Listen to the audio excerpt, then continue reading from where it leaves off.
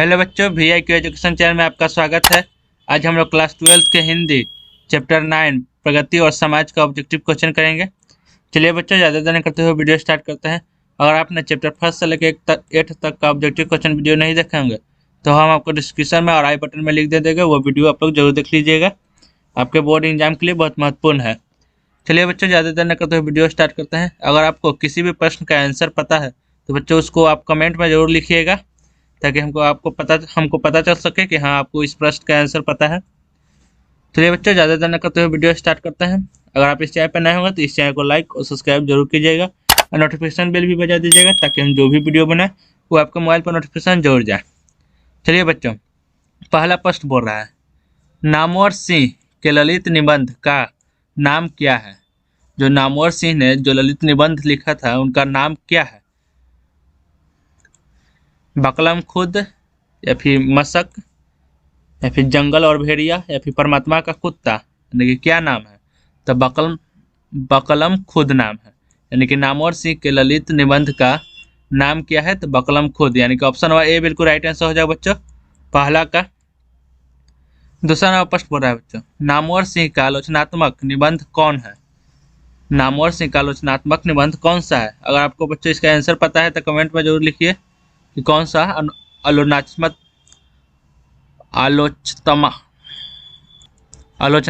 निबंध कौन सा है, कमेंट में जरूर बताइए बच्चों। पहला ऑप्शन दिए हुए है, अर्धनारीश्वर, बातचीत, ओ सदानीरा, या फिर प्रगति और समाज। तो इसका सही आंसर हो जाएगा बच्चों ऑप्शन नंबर डी, प्रगति और समाज, यानी कि ऑप्शन नंबर डी बिल्कुल राइट आंसर हो जाएगा बच्चों, दूसरा का। तीसरा नंबर प्रश्न बोल रहा है बच्चों, प्रगति और समाज निबंध किस निबंध संग्रह से लिया गया है? यानी कि प्रगति और समाज जो निबंध है वो किस निबंध संग्रह से लिया गया है? दूसरी परंपरा की खोज से, या फिर आलोचक के मुख से, या फिर कहना न होगा से, या फिर वाद विवाद संवाद से। तो इसका सही आंसर हो जाएगा बच्चों ऑप्शन नंबर डी, वाद विवाद संवाद, यानी कि ऑप्शन नंबर डी बिल्कुल राइट आंसर हो जाएगा बच्चों। प्रगति और समाज निबंध किस निबंध संग्रह से लिया गया था? तो वाद विवाद संवाद से, यानी कि ऑप्शन नंबर डी बिल्कुल राइट आंसर हो जाएगा बच्चों, तीसरा का। चौथा नंबर प्रश्न बोला है बच्चों, नामवर सिंह का जन्म कहाँ हुआ था? नामवर सिंह का जन्म कहाँ हुआ था? जीयनपुर में, या फिर आवाजापुर में, या फिर कमालपुर में, या फिर जमालपुर में। अगर बच्चों आपको इसका आंसर पता है तो कमेंट में जरूर लिखिएगा इसका आंसर क्या होगा। आइए याद भी रखिएगा बच्चों कि नामवर सिंह का जन्म कहाँ हुआ था, क्योंकि बोर्ड एग्जाम में पूछ सकता है बच्चों, एग्जाम के क्वेश्चन पेपर में ये पूछ सकता है यह क्वेश्चन कि नामवर सिंह का जन्म कहाँ हुआ था, जीयनपुर में, या फिर आवाजापुर में, या फिर कमालपुर में, फिर जमालपुर में। तो इसका सही आंसर हो जाएगा बच्चों ऑप्शन नंबर ए, जीयनपुर में, यानी कि नामवर सिंह का जन्म कहाँ हुआ था? तो जीयनपुर में, यानी कि ऑप्शन नंबर ए बिल्कुल राइट आंसर हो जाएगा बच्चों, चौथा का। पांचवा नंबर प्रश्न बोल रहा है बच्चों, नामवर सिंह की कौन सी रचना है? नामवर सिंह की कौन सी रचना है? अर्धनारीश्वर, ओ सदानीरा, या फिर प्रगति और समाज, या फिर त्रिच। तो इसका सही आंसर हो जाएगा बच्चों ऑप्शन नंबर सी, प्रगति और समाज। कि नामवर सिंह की कौन सी रचना है? तो प्रगति और समाज, यानी कि ऑप्शन नंबर सी बिल्कुल राइट आंसर हो जाएगा बच्चों, पांचवा का। छठा नंबर प्रश्न बोल रहा है बच्चों, नामवर सिंह के गुरु कौन थे? नामवर सिंह के गुरु कौन थे? अगर आपको इसका आंसर पता है बच्चों तो कमेंट में जरूर बताइए इसका आंसर क्या होगा। नामवर सिंह के गुरु कौन थे? रामचंद्र शुक्ल, या फिर हजारी प्रसाद द्विवेदी, फिर महावीर प्रसाद द्विवेदी, या फिर इनमें से कोई नहीं। इसका आंसर पता है तो बच्चों कमेंट में जरूर बताइए कि इसका आंसर क्या होगा जल्द से जल्द। और यह एग्जाम में भी क्वेश्चन पूछ सकता है बच्चों कि नामवर सिंह के गुरु कौन थे। तो इसका सही आंसर हो जाएगा बच्चों, चलिए हम बता देते हैं कि इसका सही आंसर हो जाएगा option number B, Hazari Prasad Dwivedi. यानी कि नामवर सिंह के गुरु कौन थे? तो हजारी प्रसाद द्विवेदी, यानी कि ऑप्शन नंबर बी बिल्कुल राइट आंसर हो जाएगा बच्चों, छठा का। सातवां नंबर प्रश्न बोला है बच्चों, प्रगति कैसा काव्य है? यानी कि प्रगीत कैसा काव्य है? गीत काव्य है, फिर आत्मपरक काव्य है, फिर प्रबंध काव्य है, फिर इनमें से कोई नहीं। तो इसका सही आंसर हो जाएगा बच्चों ऑप्शन नंबर सी, प्रबंध काव्य। यानी कि प्रगति कैसा काव्य है? तो प्रबंध काव्य है, यानी कि ऑप्शन नंबर सी बिल्कुल राइट आंसर हो जाएगा बच्चों, सातवां का। आठवां नंबर प्रश्न बोला है बच्चों, दुनिया को हाथ की तरह गर्म और सुंदर होना चाहिए। 8वां नंबर प्रश्न बोल रहा है बच्चों, दुनिया को हाथ की तरह गर्म और सुंदर होना चाहिए, यह किस कवि की कविता का अंश है? यानी कि दुनिया का हाथ की तरह गर्म और सुंदर होना चाहिए, यह किस कवि की कविता का अंश है? केदारनाथ सिंह, या फिर जयशंकर प्रसाद, फिर सुभद्रा कुमारी चौहान, या फिर शमशेर बहादुर सिंह। तो इसका सही आंसर हो जाएगा बच्चों option number A, Kedarnath Singh. यानी कि केदारनाथ सिंह के एक कविता का यह अंश है कि दुनिया को हाथ की तरह गर्म और सुंदर होना चाहिए। यानी कि ऑप्शन नंबर ए बिल्कुल राइट आंसर हो जाएगा बच्चों। किस कवि की कविता का अंश है? तो केदारनाथ सिंह का। यानी कि ऑप्शन नंबर ए बिल्कुल राइट आंसर हो जाएगा बच्चों 8वां का। 9वां नंबर प्रश्न बोल रहा है बच्चों, आचार्य रामचंद्र शुक्ल के काव्य सिद्धांत का आदर्श कौन सा काव्य है? यानी कि आचार्य रामचंद्र शुक्ल के काव्य सिद्धांत का आदर्श कौन सा काव्य है? ऑप्शन नंबर ए बोल रहा है बच्चों, गीति काव्य, या फिर मुक्तक काव्य, या फिर प्रबंध काव्य, या फिर इनमें से कोई नहीं। तो इसका सही आंसर हो जाएगा बच्चों ऑप्शन नंबर सी, प्रबंध काव्य। कौन सा काव्य है? तो प्रबंध काव्य। यानी कि ऑप्शन नंबर सी बिल्कुल राइट आंसर हो जाएगा बच्चों 9वां का। 10वां नंबर प्रश्न बोल रहा है बच्चों, सहर्ष स्वीकारा हे कविता के रचयिता कौन है? यानी कि स्वीकारा हे कविता के रचयिता कौन है? नागार्जुन, मुक्तिबोध, या फिर केदारनाथ सिंह, या फिर त्रिलोचन। तो इसका सही आंसर हो जाएगा बच्चों ऑप्शन नंबर बी, मुक्तिबोध। यानी कि सहर्ष स्वीकारा हे कविता के रचयिता कौन है? तो मुक्तिबोध है। यानी कि ऑप्शन नंबर बी बिल्कुल राइट आंसर हो जाएगा बच्चों 10वां का। 11वां नंबर प्रश्न बोल रहा है बच्चों, आलोचना त्रैमासिक के प्रधान संपादक कौन थे? आलोचना त्रैमासिक के प्रधान संपादक कौन थे? बालकृष्ण भाट, चंद्रधर शर्मा गुलेरी, फिर नामवर सिंह, फिर जयप्रकाश नारायण। इसका सही आंसर हो जाएगा बच्चों option number C, Namvar Singh थे। यानी कि आलोचना त्रैमासिक के प्रधान संपादक कौन थे? तो नामवर सिंह। यानी कि ऑप्शन नंबर सी बिल्कुल राइट आंसर हो जाएगा बच्चों 11 का। 12 नंबर प्रश्न हो रहा है बच्चों, 20वीं सारी में प्रगीतात्मक का दूसरा उन्मेष कैसा हुआ? यानी कि 20वीं सारी में प्रगीतात्मक का दूसरा उन्मेष कैसा हुआ? संघर्ष के साथ, रोमांटिक उत्थान के साथ, या फिर द्वेष के साथ, या फिर भावुकता के साथ। तो इसका सही आंसर हो जाएगा बच्चों ऑप्शन नंबर बी, रोमांटिक उत्थान के साथ। यानी कि ऑप्शन नंबर बी बिल्कुल राइट आंसर हो जाएगा बच्चों 12 का। 13 नंबर प्रश्न बोल रहा है बच्चों, नामवर सिंह को कविता के नए प्रतिमान पर साहित्य अकादमी पुरस्कार कब मिला? यानी कि नामवर सिंह को कविता के नए प्रतिमान पर साहित्य अकादमी पुरस्कार कब मिला था? 1970 ईस्वी में, 1971 ईस्वी में, या फिर 1972 ईस्वी में, या फिर 1973 ईस्वी में। इसका सही आंसर पता है बच्चों तो आप कमेंट में जरूर बताइए कि इसका आंसर क्या होगा। ये आपके एग्जाम में जरूर पूछ सकता है बच्चों कि इसका आंसर क्या होगा।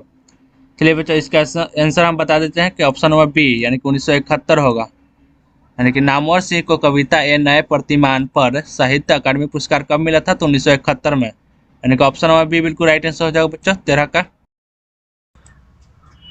14 नंबर प्रश्न बोला है बच्चों, तन गई रीर किसकी कविता है? तन गई रीर किसकी कविता है? मुक्तिबोध की, त्रिलोचन, नागार्जुन की, या फिर निराला की। इसका सही आंसर हो जाएगा बच्चों ऑप्शन नंबर सी, नागार्जुन की। यानी कि तन गई रीर किसकी रचना है? तो नागार्जुन की। यानी कि ऑप्शन नंबर सी बिल्कुल राइट आंसर हो जाएगा बच्चों 14 का। 15 नंबर प्रश्न बोला है बच्चों, नामवर सिंह 1970 में किस विश्वविद्यालय में हिंदी विभाग के अध्यक्ष पद पर प्रोफेसर के रूप में नियुक्त हुए? यानी कि नामवर सिंह 1970 में किस विश्वविद्यालय में हिंदी विभाग के अध्यक्ष पद पर प्रोफेसर के रूप में नियुक्ति हुए थे? बनारस हिंदू विश्वविद्यालय में, या फिर इलाहाबाद विश्वविद्यालय में, या फिर दिल्ली विश्वविद्यालय में, फिर जोधपुर विश्वविद्यालय में। इसका सही आंसर हो जाएगा बच्चों ऑप्शन नंबर डी, जोधपुर विश्वविद्यालय में। यानी कि ऑप्शन नंबर डी बिल्कुल राइट आंसर हो जाएगा बच्चों। जोधपुर विश्वविद्यालय में नामवर सिंह ने 1970 में हिंदी विभाग के अध्यक्ष पद पर प्रोफेसर के रूप में नियुक्त हुए थे। यानी कि ऑप्शन नंबर डी बिल्कुल राइट आंसर हो जाएगा बच्चों 15 का। 16 नंबर प्रश्न बोला है बच्चों, दूसरी परंपरा की खोज किसकी रचना है? दूसरी परंपरा की खोज किसकी रचना है? दिनकर जी, या फिर नामवर सिंह, या फिर उदय प्रकाश जी की, या फिर बालकृष्ण भट्ट की। तो इसका सही आंसर हो जाएगा बच्चों option number B, Namvar Singh की। यानी कि दूसरी परंपरा की खोज किसकी रचना है? तो नामवर सिंह की। यानी कि ऑप्शन नंबर बी बिल्कुल राइट आंसर हो जाएगा बच्चों 16 का। 17 नंबर प्रश्न बोला बच्चों, निम्नलिखित में कौन प्रलय की छाया के कवि है? निम्नलिखित में कौन प्रलय की छाया की कवि है? निराला, या फिर पंत, या फिर जयशंकर प्रसाद, फिर राम कुमार वर्मा। तो इसका सही आंसर हो जाएगा बच्चों ऑप्शन नंबर सी, जयशंकर प्रसाद। यानी कि प्रलय की छाया की कवि कौन है? तो जयशंकर प्रसाद है। यानी कि ऑप्शन नंबर सी बिल्कुल राइट आंसर हो जाएगा बच्चों 17 का। 18 नंबर प्रश्न बोला है बच्चों, तुलसीदास के रचयिता कौन है? अगर आपको इसका आंसर पता है बच्चों तो कमेंट में जरूर बताइएगा कि तुलसीदास के रचयिता कौन है।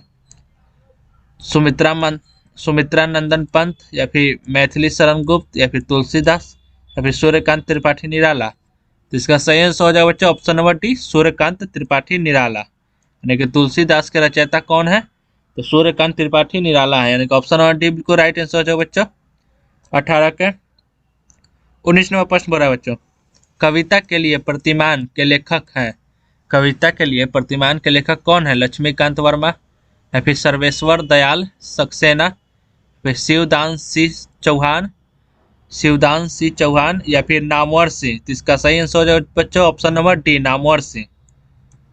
यानी कि कविता के लिए प्रतिमान के लेखक कौन है? तो नामवर सिंह। यानी कि ऑप्शन नंबर डी बिल्कुल राइट आंसर हो जाएगा बच्चों 19 का।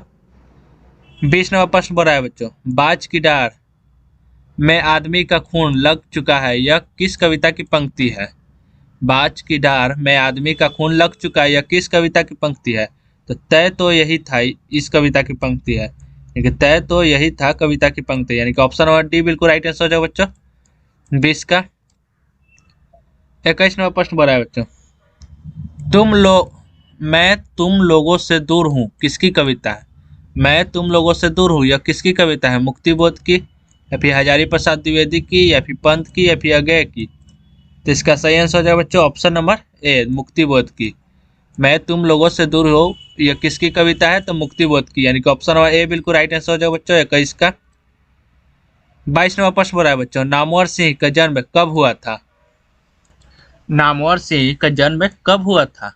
28 जुलाई 1927 को, फिर 20 जुलाई 1925 को, या फिर 27 जुलाई 1926 को, 27 मई 1926 को, या फिर 22 मई 1925 को। अगर बच्चों आपका इसका आंसर पता है तो आप कमेंट में जरूर बताइएगा कि इसका आंसर क्या होगा। यह क्वेश्चन बच्चों आपको जरूर बोर्ड एग्जाम में पूछ सकता है कि नामवर सिंह का जन्म कब हुआ था। तो इसका सही आंसर हो जाएगा बच्चों ऑप्शन नंबर ए, 28 जुलाई 1927 को। यानी कि नामवर सिंह का जन्म कब हुआ था? तो 28 जुलाई 1927 को हुआ था। यानी कि ऑप्शन नंबर ए बिल्कुल राइट आंसर हो जाएगा बच्चों। याद रखिएगा यह क्वेश्चन आपको जरूर पूछेगा, और यह भी पूछेगा कि कहाँ हुआ था। तो जीनपुर में हुआ था। यह भी क्वेश्चन पूछेगा कि इनका जन्म कहाँ हुआ था? तो जीनपुर में हुआ था। जीनपुर में भी हुआ था। और कब हुआ था? तो 28 जुलाई 1927 को हुआ था। और इनके गुरु कौन थे? तो हजारी प्रसाद द्विवेदी थी। ये सारे प्रश्न आप बच्चे याद रखिएगा ताकि आपको बोर्ड एग्जाम में दिक्कत ना हो, आप आसानी से एग्जाम पार कर सकें। चलिए बच्चों 23 नंबर प्रश्न बोल रहा है, कौन सी पुस्तक नामवर सिंह की है? कौन सी पुस्तक नामवर सिंह की है? तो पृथ्वीराज रासो की भाषा, यह पुस्तक नामवर सिंह की है। यानी कि ऑप्शन नंबर बी बिल्कुल राइट आंसर जो बच्चों 23 का। 24 नंबर प्रश्न बोल रहा है बच्चों, राम की शक्ति पूजा किसकी कविता है? राम की शक्ति पूजा यह किसकी कविता है? पंत की, दिनकर की, फिर महादेवी वर्मा, या फिर निराला की। तो इसका सही आंसर हो जाएगा बच्चों ऑप्शन नंबर डी, निराला की है। कि राम की शक्ति पूजा या किसकी रचना है? तो निराला की। यानी कि ऑप्शन नंबर डी बिल्कुल राइट आंसर हो जाएगा बच्चों 24 का। 25 नंबर प्रश्न बोल रहा है बच्चों, प्रगीत और समाज के लेखक हैं। प्रगीत और समाज के लेखक कौन है? बालकृष्ण भट्ट, जयप्रकाश नारायण, या फिर नामवर सिंह, या फिर उदय प्रकाश। तो इसका सही आंसर हो जाएगा बच्चों option number C, Namvar Singh. यानी कि प्रगीत और समाज के लेखक कौन है? तो नामवर सिंह। यानी कि ऑप्शन नंबर सी बिल्कुल राइट आंसर हो जाएगा बच्चों 25 का। 26 नंबर प्रश्न बोला है बच्चों, नामवर सिंह द्वारा लिखित प्रगीत और समाज क्या है? यानी कि नामवर सिंह द्वारा जो लिखित प्रगीत और समाज है वह क्या है? आलोचना है, निबंध है, या फिर एकांकी है या फिर आत्मकथा है। इसका आंसर पता है तो बच्चों आप जरूर कमेंट में बताइए कि इसका आंसर क्या होगा। और ऐसे हर क्वेश्चन में पूछ सकता है बच्चों। प्रगीत और समाज का थी क्या है, यानी कि निबंध है या फिर एकांकी है, क्या है। तो इसका सही आंसर हो जाए बच्चों ऑप्शन नंबर बी, निबंध है। यानी कि प्रगीत और समाज क्या है, तो निबंध है, यानी कि ऑप्शन नंबर बी बिल्कुल राइट आंसर हो जाए बच्चों 26 का। 27 नंबर प्रश्न बोल रहा है बच्चों, नामवर सिंह को किस कृति पर साहित्य अकादमी पुरस्कार प्राप्त हुआ। नामवर सिंह को किस कृति पर साहित्य अकादमी पुरस्कार प्राप्त हुआ था। तो कविता के नए प्रतिमान पर थी यानी कि पुरस्कार प्राप्त हुआ था, यानी कि ऑप्शन नंबर ए बिल्कुल राइट आंसर हो जाएगा बच्चों 27 का। 28 नंबर प्रश्न बोल रहा है बच्चों, नामवर सिंह का प्रधान संपादक थे। नामवर सिंह के प्रधान संपादक थे हंस के, सरस्वती के, या फिर वागर्थ के, या फिर आलोचना त्रैमासिक के। तो इसका सही आंसर हो जाएगा बच्चों ऑप्शन नंबर डी, आलोचना त्रैमासिक के। ठीक है, नामवर सिंह प्रधान संपादक थे किसके, तो आलोचना त्रैमासिक के, यानी कि ऑप्शन नंबर डी बिल्कुल राइट आंसर हो जाएगा बच्चों 28 का। 29 नंबर प्रश्न बोल रहा है बच्चों, कमायनी के कवि हैं। कमायनी के कवि कौन है, पंत, प्रसाद, या फिर महादेवी वर्मा, या फिर निराला। तो इसका सही आंसर हो जाए बच्चों ऑप्शन नंबर बी, प्रसाद। कमायनी के कवि कौन है, तो प्रसाद है, यानी कि ऑप्शन नंबर बी बिल्कुल राइट आंसर हो जाए बच्चों 29 का। 30 नंबर प्रश्न बोल रहा है बच्चों, लिरिक का पर्याय है। लिरिक का पर्याय क्या है, प्रगीत, कथा, जीवनी, या फिर कल्पना। तो इसका सही आंसर हो जाएगा बच्चों ऑप्शन नंबर ए, प्रगीत। यानी कि लिरिक का पर्याय क्या है, तो प्रगीत है, यानी कि ऑप्शन नंबर ए बिल्कुल राइट आंसर हो जाएगा बच्चों 30 का। चलिए बच्चों, आपका प्रश्न यहाँ पर समाप्त होता है। अगर आप इस चैनल पर नए होंगे तो इस चैनल को लाइक और सब्सक्राइब जरूर कीजिएगा बच्चों, और नोटिफिकेशन बेल भी बजा दीजिएगा ताकि हम जो भी वीडियो बनाए वो आपको मोबाइल पर नोटिफिकेशन जरूर जाए।